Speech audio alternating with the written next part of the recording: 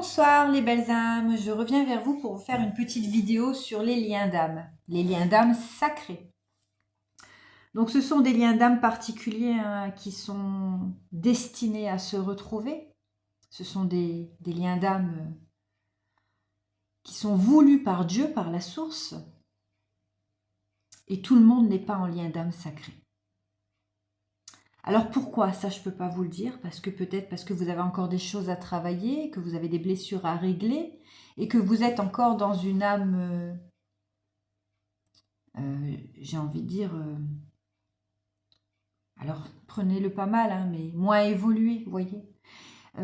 En général, les parcours flammes jumelles, c'est pour les vieilles âmes, pardon. Ça reste mon ressenti et ma vérité. Hein. Donc après, voilà, je ne cherche pas le conflit, je ne cherche pas le combat hein, dans cette vidéo. J'essaie juste d'apporter un éclaircissement pour les personnes qui pensent être en lien d'âme sacrée, mais qui parfois se trompent. Elles se trompent et elles restent dans une relation toxique. Alors, il faut savoir que les liens d'âme, c'est quelque chose qui est voulu par Dieu, par la source, qui est imposé. C'est une initiation en fait, hein, pour vous relier pleinement à vous, pour vous aimer, pour développer vos capacités, mais sans attendre l'autre.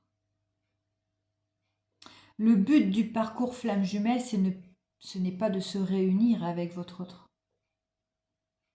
Non, c'est pas ça qu'on vous demande. C'est de vous réunir pleinement avec vous,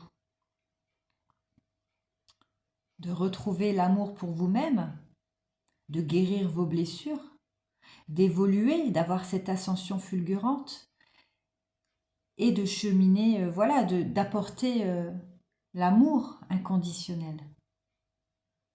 L'amour inconditionnel. L'amour sans condition.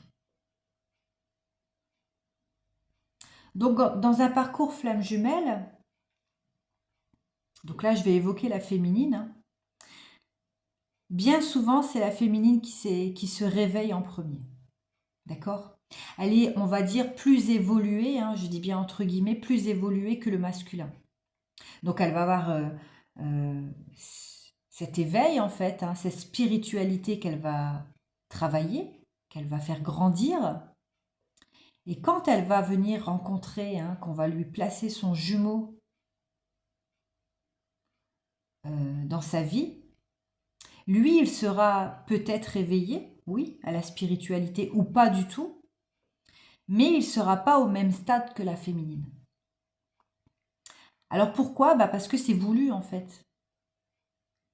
C'est comme ça. Ça, je ne peux pas vous le dire, c'est le divin qui l'a décidé, c'est comme ça. Donc la féminine, son but, hein, c'est de guérir ses blessures, comme le masculin d'ailleurs. Mais la féminine, elle a, on va dire, une avance en fait sur le masculin parce qu'elle est déjà très élevée spirituellement et elle comprend beaucoup de choses. Elle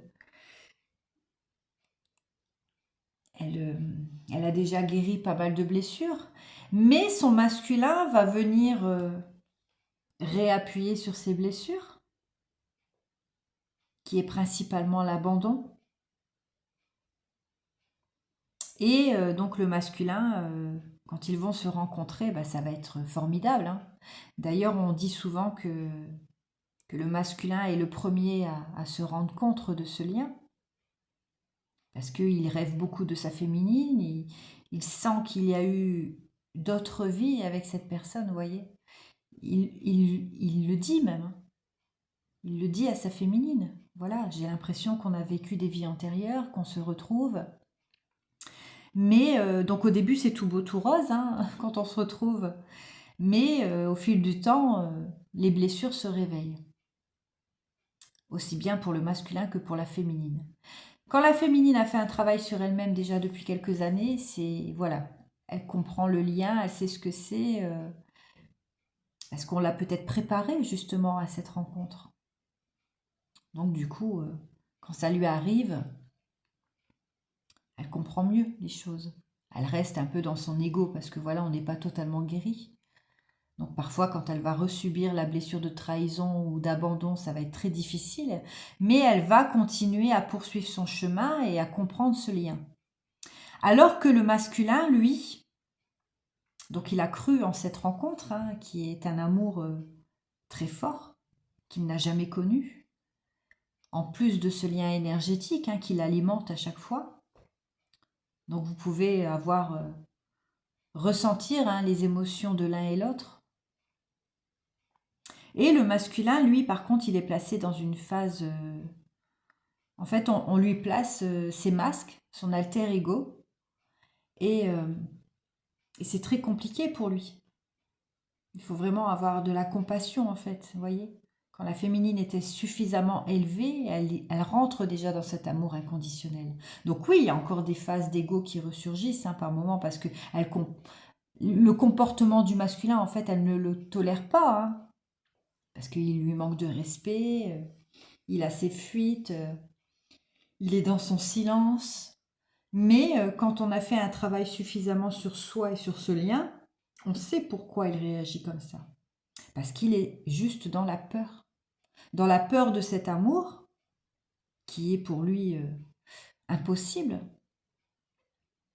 Et surtout, la féminine vient lui renvoyer en effet miroir toutes ses blessures. Elle vient lui réactiver ses blessures.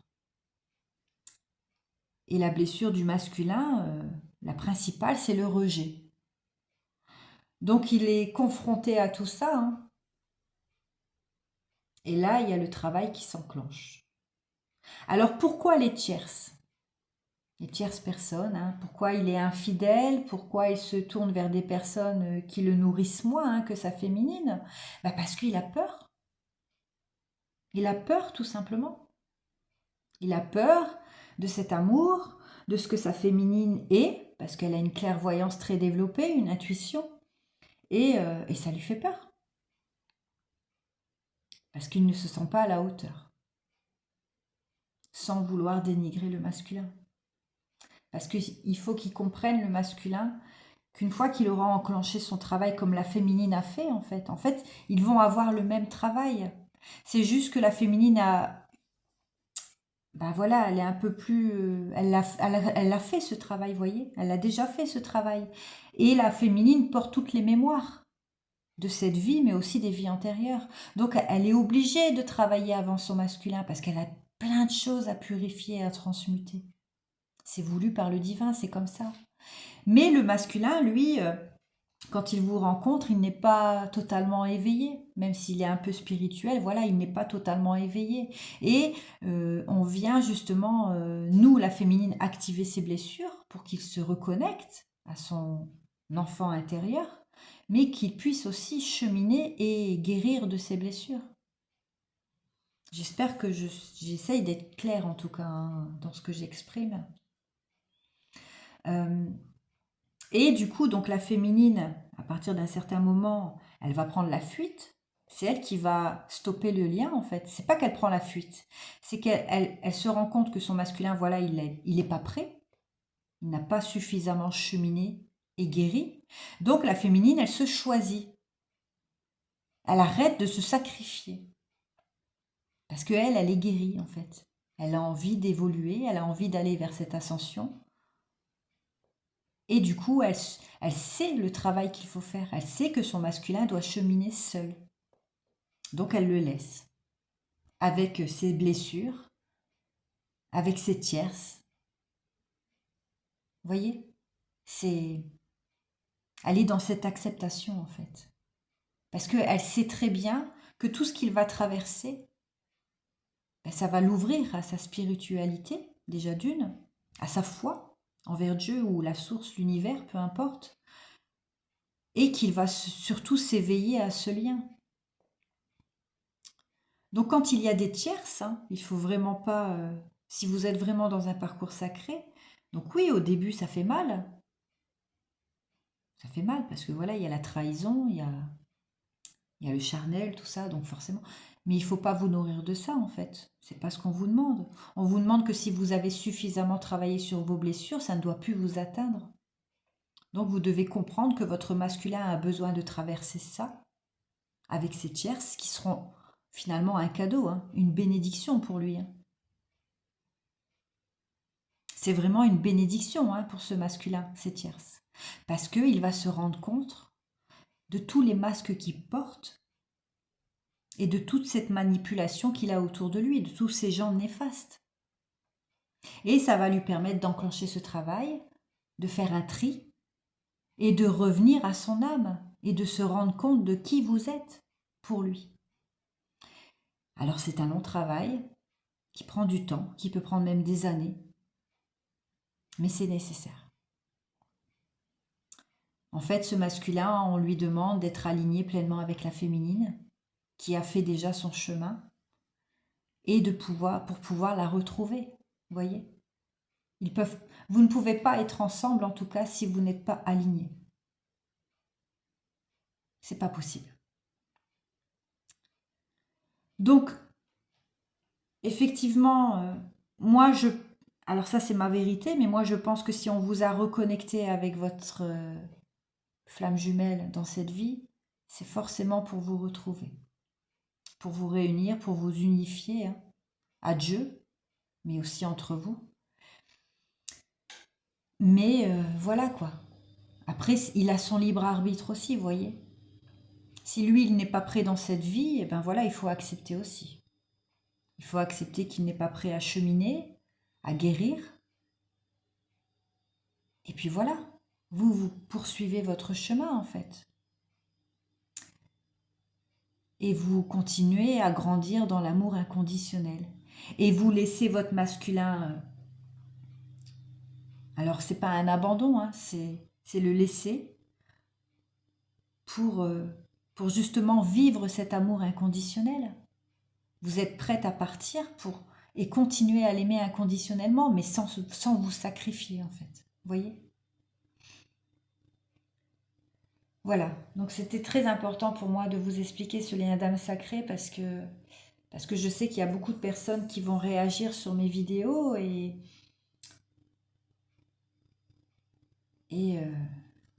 c'est que, voilà, il faut bien faire la différence entre une personne toxique et un lien sacré. Et faire la différence, c'est comment votre masculin, en fait... alors oui, il peut être blessant. Oui, il peut se comporter limite comme un pervers narcissique, hein, on peut penser ça, hein, mais non. Vous le savez au fond de vous, en fait. Et il n'y a personne qui peut vous dire si vous êtes en lien d'âme. Personne. Pour moi, je suis persuadée qu'il n'y a que vous qui pouvez savoir si vous êtes en lien d'âme, vous et Dieu. Et on vous placera des signes, des synchronicités, hein, et surtout, vous allez avoir cette évolution. C'est surtout ça.